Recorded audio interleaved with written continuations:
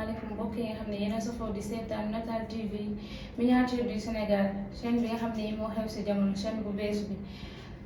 lépp loo leen soxla ci xibaar wala lépp loo leen lëndamoon comme ni ñu koy faral di waxee saa su nekk rek dina leen ko indil incha allah ñu amaat contentement bu baax ak plaisir encore une fois jàkkaarloo waate yéen ñi nga xam ne yéen a safoo di seetaan Natal TV sama émission nag du mu ci wet benn yoon ma ànd teeg sama sister yu ñaaw yi muy Dior ak Amina. xanaa ma daal di xuus nànk rek bàyyi leen ñu nuyoo laata ñuy dugg si émission bi incha allah Dior nuyu naa la.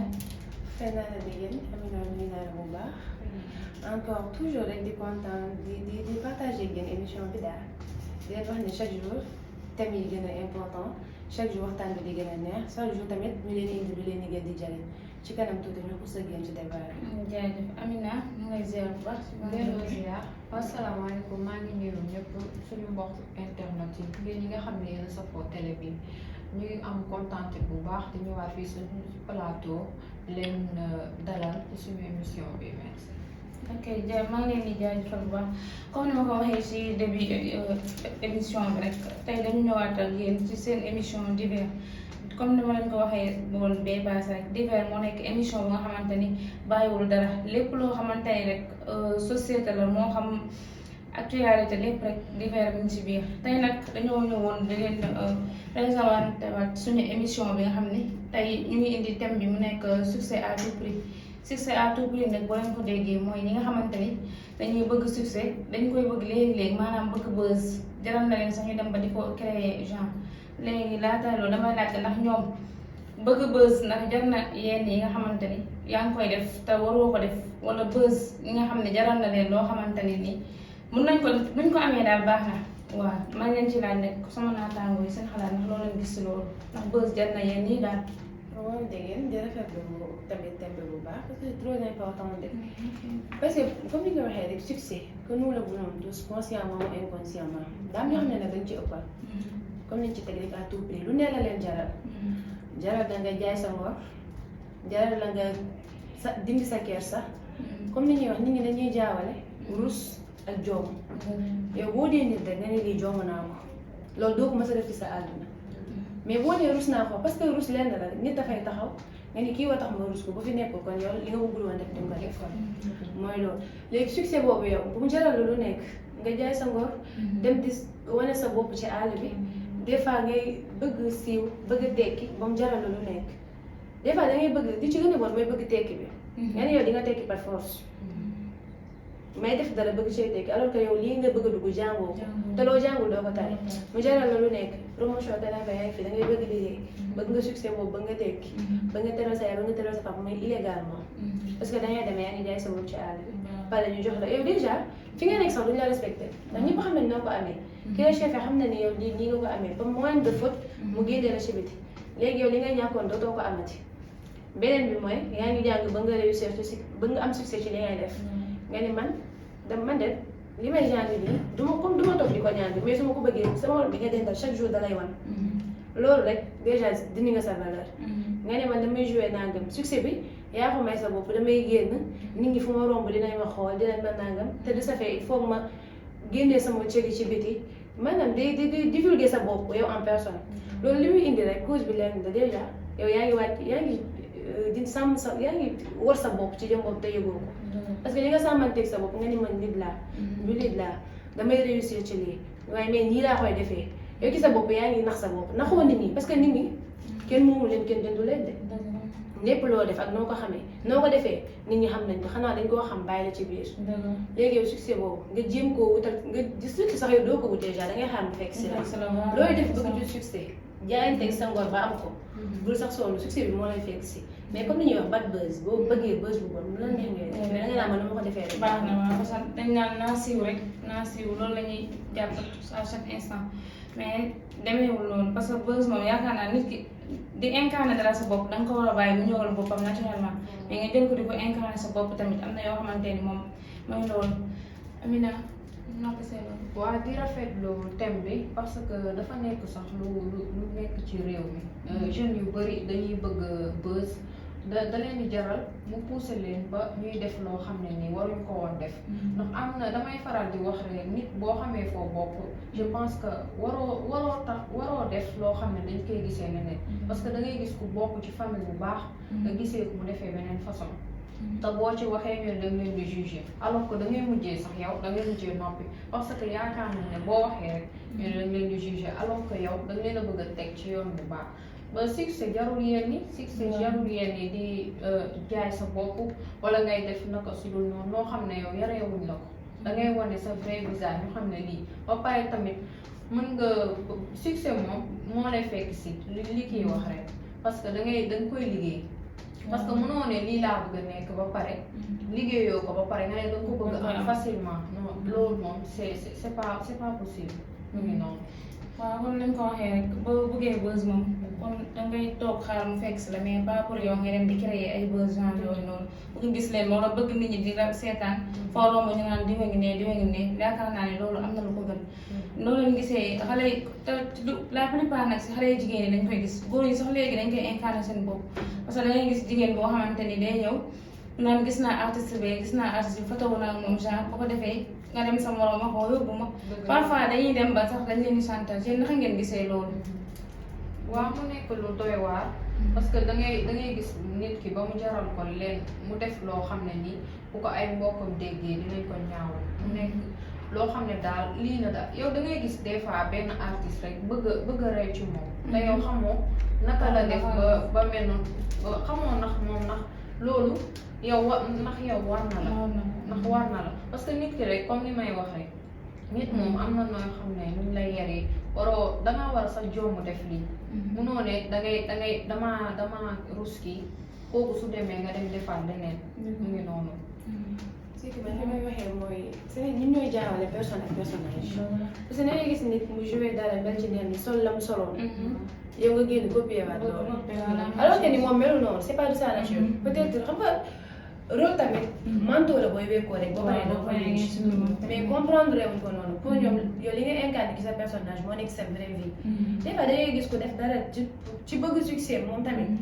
joué loo xam ne war moom xam na ne moom lii muy def nii waru ko def su génnee nit ñi di ko taxé de non yu bon yoo xam ne yow déjà yow dañ ciy sentir vexé yow mi ngi xam ne sa moromu jigéen la dañ ciy bàyyi xel tamit lu bari parce que bëgg siiw neex na trop mais ak siiwin ba parce que mënuma siiw mënuma am lu kenn amul mënuma siiw lu kenn siiwul mënoo siiw ba moment la rek une semaine lañ lay mamb 2 semaines troisième semaine bi ñu xool sa morom mais yow li nga fa defoon du dañ image yi ñu ngi ci internet bi image yi ñu ngi ci téléphone yi image yi ñu ngi fépp boo dee jigéen nag war a jur njaboot ëllëg ñuy màgg ñu leen wan photo yoo xam ne sa yaay moo ko fi bàyyi wala jëfin yoo xam ne sa yaay moo ko fi def te du fay parce que yow yaa koy fekkee say doom màgg nga nettali leen ko sa doom yooyu jur ñeneen de génération en génération affaire bi dafay des moo tax ñu war ci bàyyi internet bi moom lu fi dugg lu nekk yaakaar naa fii ba 100 ans mënoo fexe ba mu dañ à chaque moment boo duggee boo tàppee dañ lay indi loolu moo tax jëf lu rafet daal moo ëpp solo parce que instant bi la plupart comme par exemple mën nañ joxe affaire la mu def nit ñi ñu ngi leen gis ñu def seen ay vidéo n'importe quoi ñëw un bon jour ba loolu lépp buzz moo leen koy daal créer buzz nit ñi coow leen benn yoon ñaari yoon après ñu am buzz après ñu fàtte loolu daal yéen tamit loolu lan moo ci seen xalaat parce que yaakaar naa ne affaire la mu def moom temps yi moom wax dëgg yàlla lëmb ne jamono ji trop sax. waaw dëgg la doy na waar ndax da ngay gis lu motif yoo xam ne mooy loolu doy na waar daal ci ay jeunes yoo xam ne mënoon nañoo dem jàngi. mënoon nañoo xool leneen lu ñu def que ñuy passé seen temps di def lu bon te def lu bon moom mu ngi noonu lu bon rek ngay amaat. waaw parce que réseaux sociaux yi ku yebul nga def ci lu wóor parce que loo ci def rek day des moo ngi noonu day des. kon su nekkee surtout jigéen dafa am valeur boo xam ne yàlla moo ko wàcceel donc dangaa war a sàmm sa bopp man je pense bul nangu kenn di la yeb bul nangu di génnee sa cër waaw am na ñoo xam nit nag moom mënoo ko juger parce que nit mën na muuru nga foog ne ku baax la fekk ne mooy loolu waa kay nit nag tamit mën na nekk di def mais fekk ne moo la gën sax sa xolam sax moo la gën donc nag ñu war a daal sàmmaat ñu xool daal naka la ñuy doxalee moo gën a c'est très important xoolaat naka la ñuy doxalee loolu dina ci am solo lool sax parce que dañoo toll moment boo xamante ne nit ñi li ñu gis rek loolu la ñuy mën a juger li ñu gis rek loolu la ñu mën a wax même bu fekkee yow danga jàpp ni que yow bonoo mais am na yoo xamante ne nit ki image yooyu bu ñu ko xasee ba gis yow dootuñu jox cër dootuñu jox respect te foo toll loolu lañ lay xoolee te loolu aussi yaakaar naa ne aussi lu ñu mën a éviter la parce que nit yaakaar naa ne boo demee bay def nit ñi dina xool di la seetaan da nga war a def lu baax def loo xamante ne ëllëg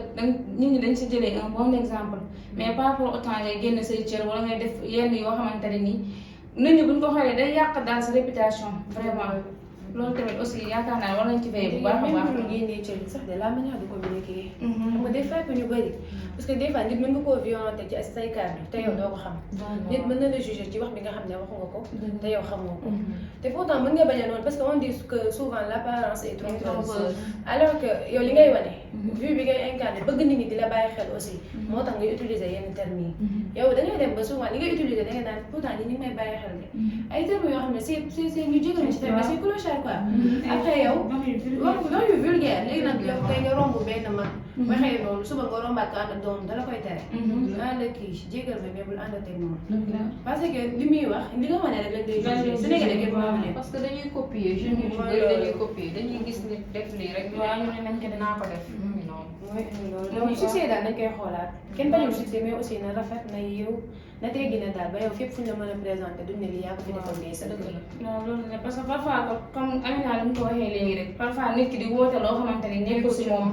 nga génnee di sol yére yi muuru génn di jaay baax salaamaaleykum boo rombee nuyu sukk genre yooyu te alors que yow boo demee foo fa ngay jëm leneen nga fay wane beneen image ngay wane foofu affaire yoo xamante affaire yu ñàkk fayda la pour lan pour créer ay buzz te loolu nit da nga ciy war a veiller bu baax a baax parce que ëllëg da nga war a xool sa avenir parce que da nga war a defar sa avenir parce que ëllëg say doom dañuy ñëw te image yooyu mën na leen ko tegal à chaque moment sa yaay moo fi defoon di wala sa papa moo fi defoon di wala sa maam moo fi defoon di genre yooyu ñun yaakaar naa ni kuy góor rek war nga ko mën a éviter bu baax a baax a baax parce que loolu aussi day yàq daal image société bi day yàq aussi sa réputation ak say doom ak say famille ak sa waa parce que am na yoo xamante ni boo koy def du neex sa famille même buñ ko gisee dañuy dund lu leen neex ak lu leen naqari bëri nag YouTube boo fi duggee macha allah ay vidéo lomotif yu dul jeex nga fay fekk te am na yoo xamante ne rafetul si de rawatina jigéen moom comme ni ñu koy waxee rek moom la yàlla gën a fonk kon moom dafa war a fonk boppam respecté boppam xool nu muy doxalee xool bu baax naka lay jëflante ak nit ñi moo gën di def yoo xamante ne ëllëg dangay toog di ko réccu te yaakaar naa réccu dina fekk jëf wees wala voilà comme ni ma leen ko waxee rek loolu la woon daal parce que nit moom nit rek moom la doon voilà. à vrai dire ñun ñoo war a yaatal esprit yi rek. yaatal esprit yi di xool ni mu gën a rafetee ñu koy def parce que comme ni ñuy wax rek succès à tout prix moom. bad buzz ay rango ñu dul jeex lay jëloon. parce que yow déjà dangay mel ne ku inconsciente boo koy def dañuy waxante dëgg boo xoolee day mel ne àndoo toog sa sago. mais au fur et à mesure ngay gis nit ñi di ko méttitlu mu lay gën a métti ngay jaar fenn ñu la koy xoolee c'est à éviter. c'est à éviter vraiment. fiction moom jarul yéen ñi jarul ñuy tudd sa tur fii dangaa bon dangaa lii di la traité de tous les noms d'oiseaux loolu moom jaru ko surtout sax jigéen. moo ngi noonu parce que jigéen moom dafa nekk loo xam ne nii dafa sensible luy yàq sa der rek dafa gaaw donc dañ ko war a éviter bu baax parce que fii YouTube yeeg télévision yi ay xale sax ñoo lay nekk di la suivre. waaw xamoon nag kan mooy gis sa vidéo su ko defee ñuy dem di copier loolu te loolu moom lu rafetul daal mu ngi noonu merci beaucoup. waaw loolu parce que aussi comme dañuy wax jigéen ñi aussi dañu doon gis lu bari ci lomotif fii vidéo jigéen ñi lañ gis mais instant bi góor ñi tamit am nañ ci ay vidéo parce que parfois boo xoolee da ngay gis ñoom tamit ñu def ay vidéo yoo xam ne c'est du n'importe quoi doo mun sa doo xam yow lii ndax buzz jar na ko wala daal doo comprendre doo xam lan la doo ko xam dañuy parlage dañuy nekk di naan maa ngi jéggalu def sa vidéo dugal YouTube ñëpp xool ko gis ko léegi fooy mujjee maa ngi jéggalu sénégalais yi maa ngi def lii maa ngi def la alors que boo toogoon xalaataat bu baax a baax yaakaar naa ni loolu noonu waru mën a nekk sa xel sa ba nga koy def wala soo demee bay def loo xamante ni naka su dul noonu la nga xoolaat daal bu baax sa toogaay moo gën voilà. c'est juste ça lii lañ leen indiloon ci seen émission bi maa ngi leen di bàyyi ngeen tàggatoo. comme ni ngeen ko waxee sànq rek surtout sama mbokku jigéen ñi man moom je suis 100% féminine. bu man benn góor waaye mi ngi noonu léegi ndel rek lañ leen di ñaan ngeen sàmm valeur yi te jiital kersa yi. warmal seen bopp Sénégalais yi mën ngeen a gis xam ne ci yéen bëgg leen parce que xoolal nit yaay jaay sa bopp de. ñoom nit mënuma étiquette loo xam ne neexuma man je m'en fous laay doxee loo ma waxoon loo xam ne neexul ci man sàmm mel au pôle nord li nga xam ne man maa ko def nga ma koy waxal loolu moo may succès man lu baax li may def nga koy wane moo may succès nañ jéem a copier rek ñun suñu yaay liñ fi def ba tax ñun ñu mën a dox normalement nañ copier loolu ba ëllëg suñu njaboot mën a dox normalement. dëgg la waa su ko defee rek ñu defaraat toogaay jigéen yi gën a xam seen valeur gën a xam ku ñu doon am respect ci seen bopp te xam ne jigéen lañ jigéen moom amul lenn lu ko sut moo ëpp lépp yàlla dafa jël jigéen teg ko foo xam ne tegu fa sax góor donc dañoo war a am fulla ci suñu bopp respecté suñu bopp waaw di xool daal naka ngay defee xam nga tamit des fois nga gis jigéen boo xam ne mi ngi yor langage boo xam ne yow da ngay sax da ngay tiit da nga naan déedéet kii moo wax lii te en tant que jigéen ñu xoolaat nu ñuy defaati maa ngi kontaan bu baax ci émission bi ak ci invité bi merci beaucoup. ok merci kon loolu lañ leen indiloon li duuf si cin bi xaw ma nu ñu koy waxee olof Ndiaye nu ñu koy waxee sax li duuf ci nag bi xaju si cin bi yaakaar naa ni affaire yi moom bu ñu fi nekkee di waxtaan fii ba suba fi la ñuy fanaan waaw parce que affaire buzz ak succès daal nit ñi dañ ko war a jël tegee ko ne te xam ni àdduna yàggul dund bi tamit yàggul n'importe quel moment yàlla mën na jël sa bakkan lépp loolu di def tamit war na si nekk xalaataat ko bu baax xool bu baax li muy def voilà loolu lañ leen indiloon tey ci seen émission mais laata loolu émission bi wéetuñu ci woon ndax amoon nañ ci ay partenaires yu ñu gunge ku ci mel ni Bio Rasoul ak King Cosmétique Bio Rasoul nag moo ngi nekk fii Cité Mixta ku ci bëgg rek nag mën nga woote si numéro bi di 78 177 38 38 wala 33 927 13 21 King Cosmétique moo ngi nekkee fële ci marché Zinc numéro téléphone bi di 77 474 31 10 bépp produit boo leen soxla rek boo leen jëmee foofu dina leen ko am incha allah di jaajëfal bu baax sëriñ Mouhamed Mboub mi nga xam ne moo nekk fii nekk sëriñ bu mag di sëriñ fajkat macha allah lépp loo xamante ni daf laa jaaxal ci sa wér-gu-yaram wala sa néegu sëy boo ñëwee ci moom incha allahu rabbi dina faj say aajo bu soobee yàlla di leen joxaat xanaa numéro rek pour ñi nga xam ne ñoo koy soxla mooy 78 177 38 38 wala 33 927 13 21